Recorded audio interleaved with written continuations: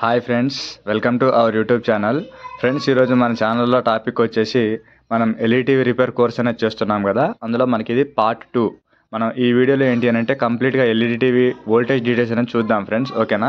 మనకి ఈ voltage details అనేది తెలిసినట్లయితే మనకి వచ్చే ప్రాబ్లం అనేది ఏ వోల్టేజ్ మిస్ అయిన వల్ల వచ్చింది అనేది అర్థమవుతుంది.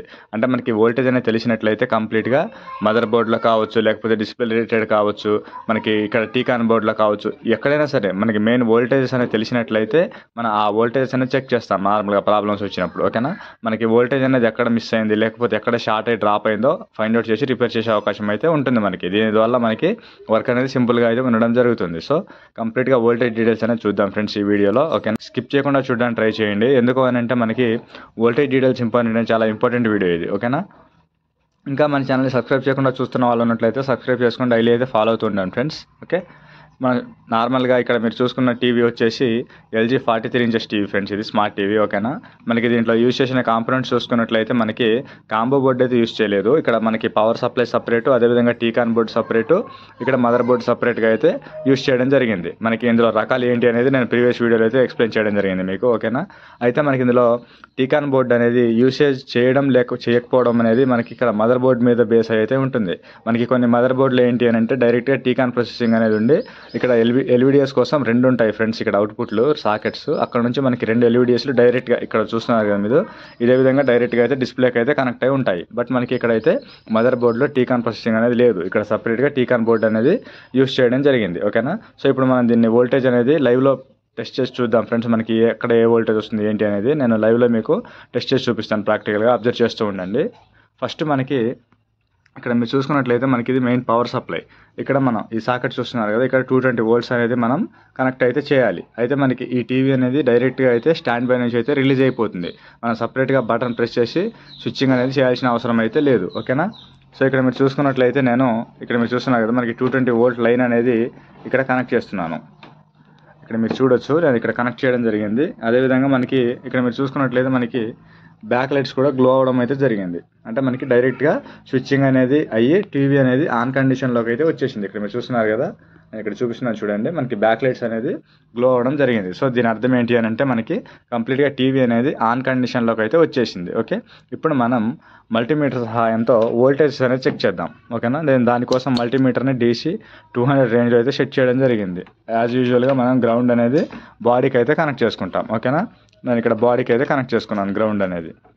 ఇప్పుడు మనం ఫస్ట్ ఏ వోల్టేజ్ చెక్ చేస్తాం ఏంటి అనేది ఇక్కడ మీరు చూసుకున్నట్లయితే మనకి పవర్ సప్లైలో యాజ్ యూజువల్గా మనకి ఈ మెయిన్ ఫిల్టర్ దగ్గర 320 volts అనేది వస్తుంది. మనకి CRTVలో ఏ విధంగా వస్తుందో అదే విధంగా వోల్టేజ్ అనేది వస్తుంది. ఓకేనా?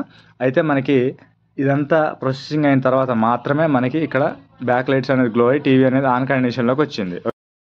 సో ఫ్రెండ్స్, ఇక్కడ మనకి మెయిన్ పవర్ సప్లై బోర్డులో వచ్చేసి మనకి ఇక్కడ 300+ volts అనేది షో అవుతుంది. అది ఆల్రెడీ మనం CRTVలో కూడా చూడడం జరిగింది. మనకి సేమ్ ఉండడానికి రీజన్ ఏంటి అని అంటే మనకి అందులో అయినా సరే ఇక్కడ పవర్ సప్లైకి అయినా సరే మనం ఇచ్చే వోల్టేజ్ అనేది 220 volt అనేది ఇన్పుట్ అనేది ఇస్తున్నాం. ఓకేనా?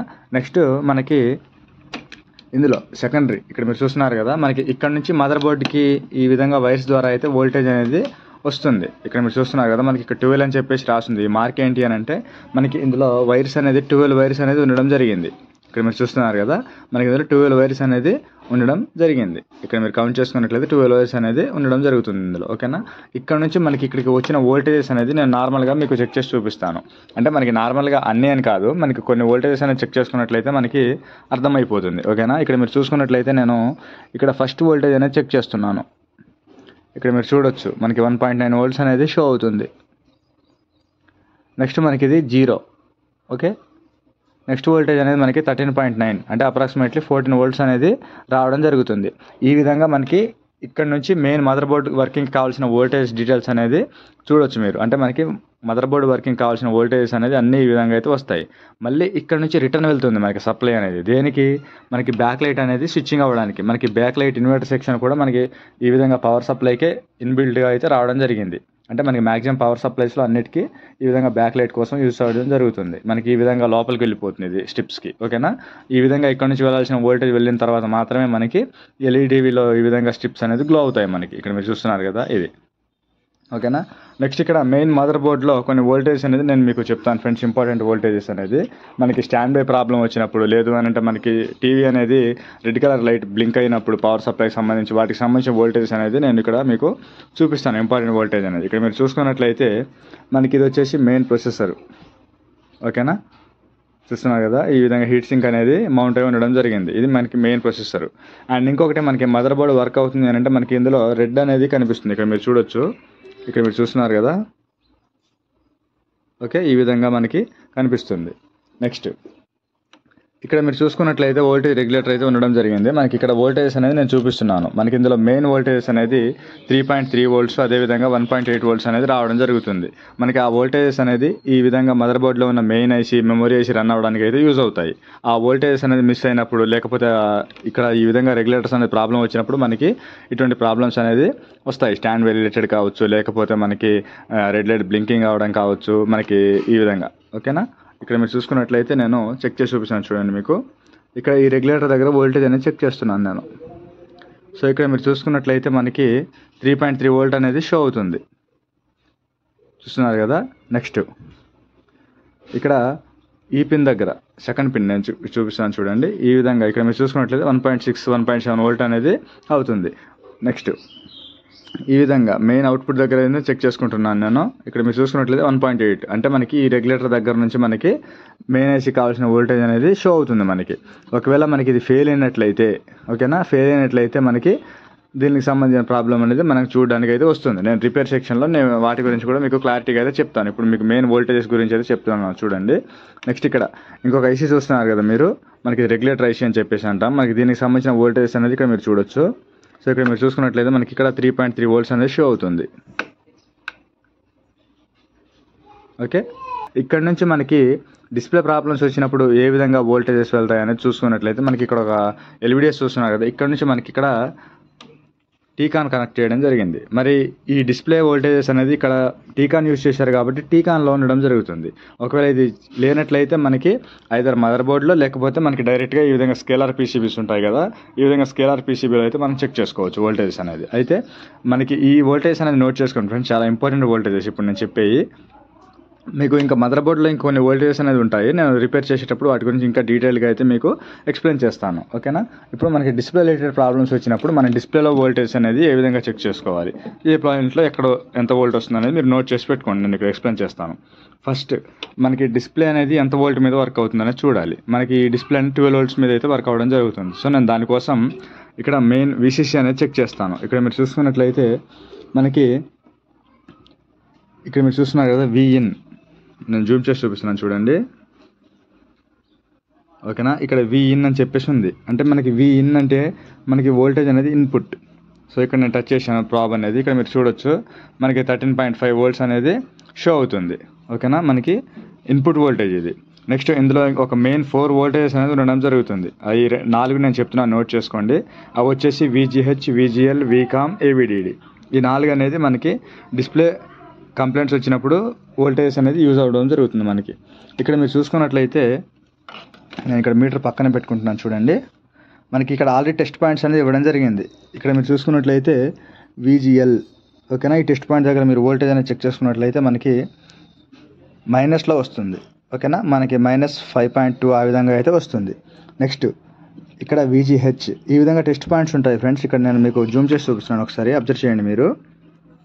ఓకే, ఇక్కడ మీరు చూస్తున్నారు కదా విజిహెచ్. ఓకే, విజిహెచ్ అని పక్కన ఒక టెస్ట్ పాయింట్ అయితే రావడం జరిగింది. ఈ విధంగా టెస్ట్ పాయింట్స్ దగ్గర అయితే మనకి వోల్టేజెస్ అనేది చెక్ చేసుకోవాలి. ఆ విధంగా అన్నిటికీ టెస్ట్ పాయింట్స్ అనేది ఉండడం జరుగుతుంది. ఓకేనా, ఇప్పుడు నేను మీకు మీటర్ ప్లస్ ఈ వోల్టేజ్ అనేది ఒకటేసారి చెక్ చేసి చూపిస్తున్నాను చూడండి. ఈ విధంగా విజిహెచ్ పాయింట్ దగ్గర వచ్చేసి మనకి 29 వోల్ట్స్ అనేది షో అవుతుంది. ఓకే, 29 పాయింట్ ఆ విధంగా వస్తుంది. ఓకేనా, మీరు ఇక్కడ ఈ పాయింట్ అనేది మైండ్ చేసుకోకండి, ఇది మనకి ప్రాబ్లంలో ఉంది. నేను ఒకసారి ఇందులో ఈ రేంజ్లో చెక్ చేసి చూపిస్తున్నాను చూడండి.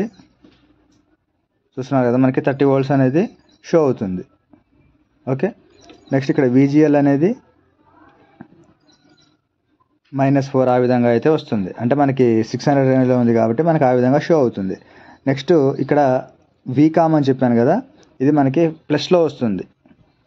ఓకే, ఈ విధంగా 5 వోల్ట్స్ అనేది షో అవుతుంది మనకి.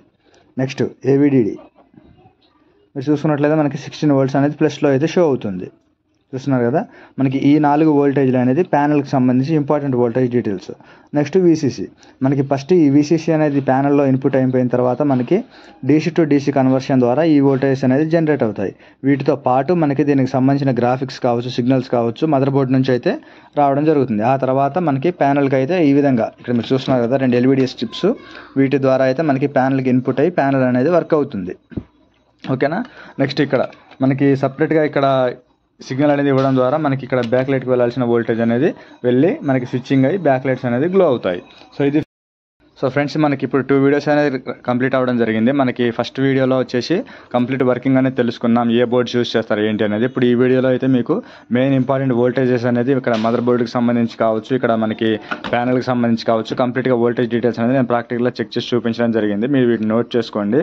ఇంకా దీనికి సంబంధించిన వోల్టేజ్ అనేది చిన్న చిన్న మైక్రో ఉండే కాంపోనెంట్స్ కావచ్చు, వోల్టేజ్ కావచ్చు, నేను రిపేర్ సెక్షన్లో మీకు క్లారిటీగా అయితే ఎక్స్ప్లెయిన్ చేస్తాను. వాటి గురించి మీరు ఏం టెన్షన్ పడాల్సిన అవసరం అయితే లేదు. ఓకేనా. సో ఇంకా మీకు ఏదైనా డౌట్స్ ఉన్నట్లయితే మీరు కామెంట్స్లో అయితే పెట్టొచ్చు. నేను నెక్స్ట్ వీడియోస్లో ఆ డౌట్స్ అనేది క్లారిఫై చేసిన తర్వాత నెక్స్ట్ వీడియో అయితే స్టార్ట్ చేయడం జరుగుతుంది. ఓకేనా. సో ఫ్రెండ్స్, వీడియో నచ్చినట్లయితే లైక్ చేసి సపోర్ట్ చేస్తూ ఉండండి. Thank you for watching.